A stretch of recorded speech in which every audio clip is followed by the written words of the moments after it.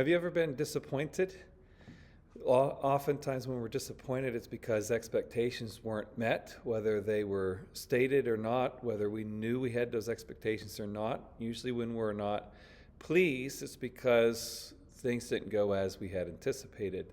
And that sometimes happens within the ministries of the church. And how do we interact with that? That's what we're going to talk about in this video. Now, this video is a part of a larger series of videos called The Disciple. If you go to our YouTube channel, Bethel Pittsburgh, and go under playlists, you'll see a playlist titled The Disciple.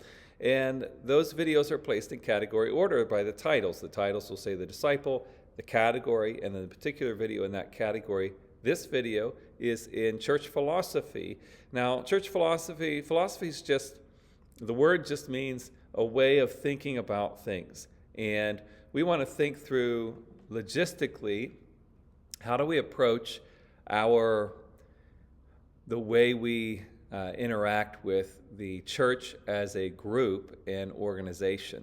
And we come to things with expectations. When we come to a Sunday service, we expect certain things. When we go to events and activities, when we go to the Wednesday night discussion group, we have expectations. And when we experience unmet expectations, there's a couple ways we can go. One is maybe those expectations should be met, and we need to find a way to navigate making those changes.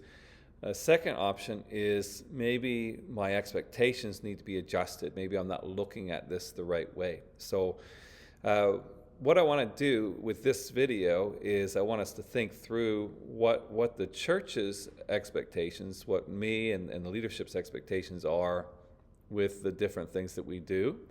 And so that way you know what we're planning, and you can either talk with me or leadership about adjustments if you feel that adjustments are made. Just know that maybe look at other videos about church leadership and things like that to think through things biblically.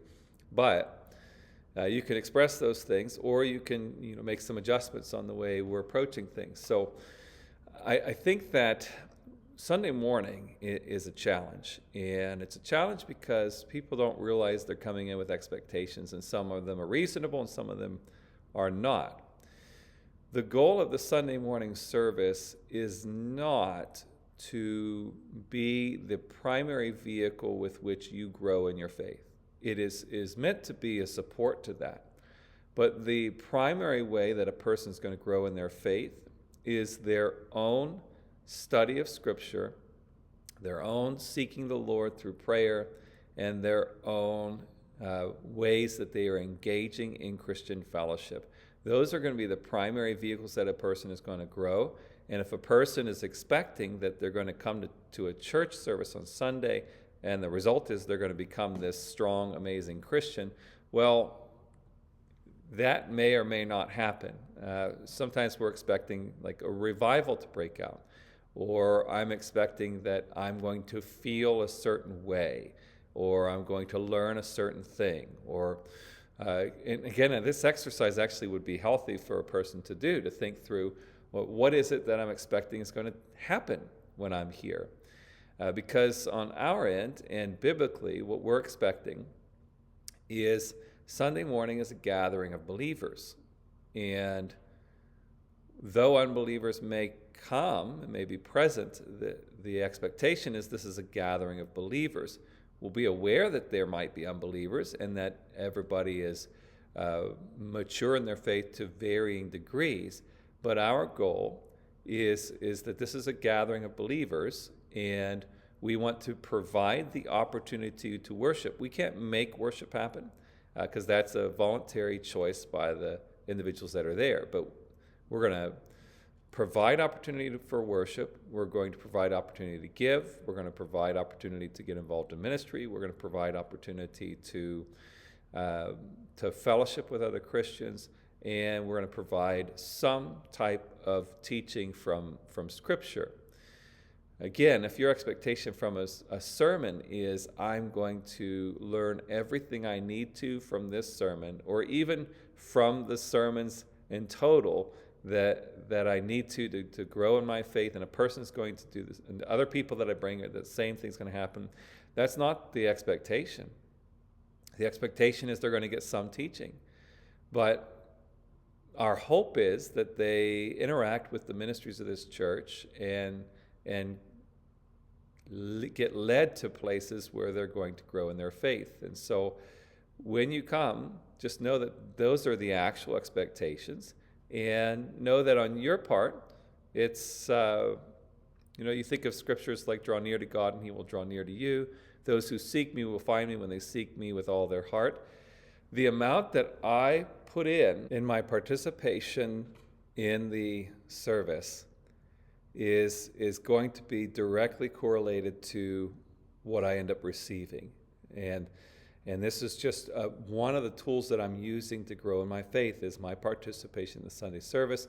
It's one of the tools I'm using to service other people's faith. And that's, we kind of have to have that expectation, because sometimes we're expecting a home run all the time, and that's not really what Sunday morning is designed to do. Wednesday night is designed to allow people to have more discussion and interaction with the teachings of Scripture, where Sunday morning is more of a monologue.